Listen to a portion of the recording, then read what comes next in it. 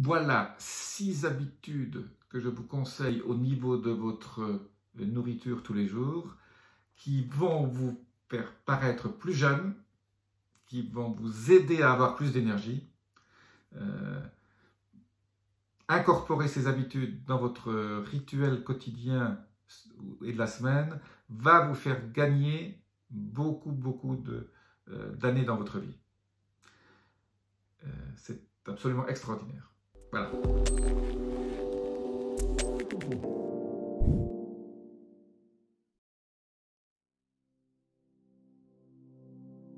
Quelles sont ces habitudes? Je vous le dis tout de suite. Je suis Jean-Marie Buterlin, je suis expert en rajeunissement et longévité. J'aide ma communauté à ajouter de la vie à leurs années et des années à leur vie.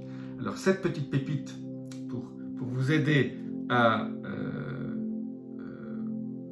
avoir plus d'énergie et être en meilleure santé. Meilleure santé, ça veut dire aussi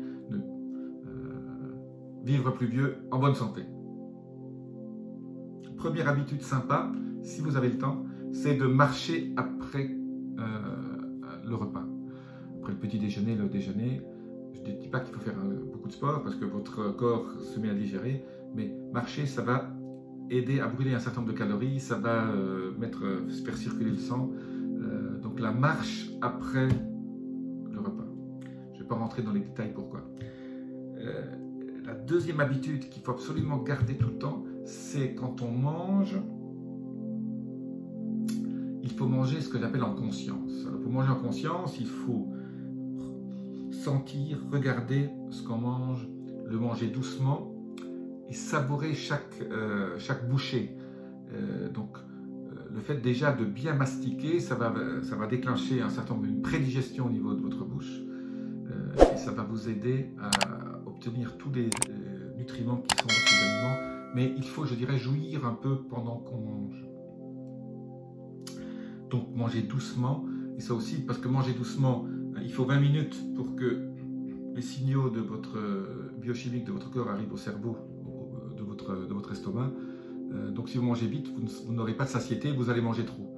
Le fait de manger doucement va aussi vous aider à moins manger. Et j'en arrive tout de suite au troisième conseil, mangez moins. Donc en mangeant doucement, vous mangerez moins, vous réduisez vos portions. Je le dis très souvent dans mes vidéos, réduire les portions, vous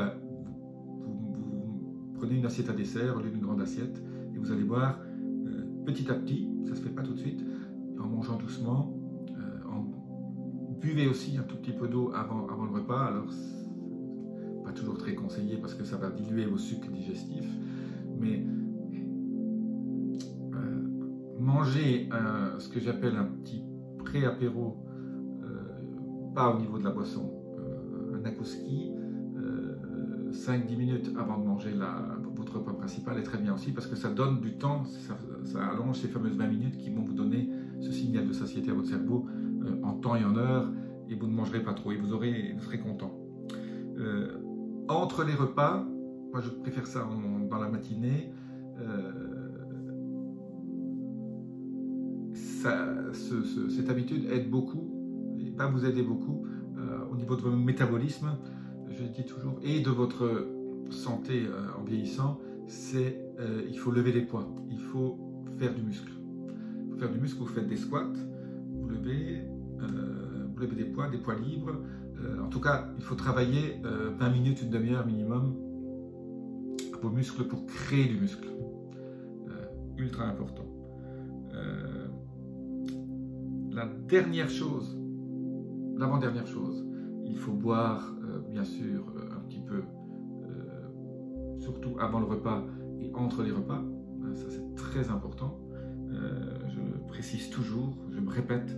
Mais surtout, la chose la plus importante aujourd'hui, le sixième,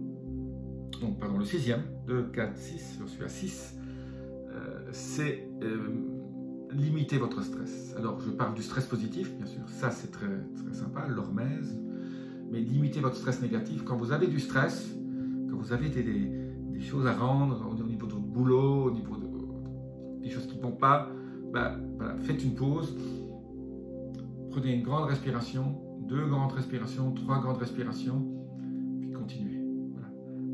Je dirais toujours, ne gardez pas votre stress constant dans votre corps. c'est le grand ennemi de la longévité.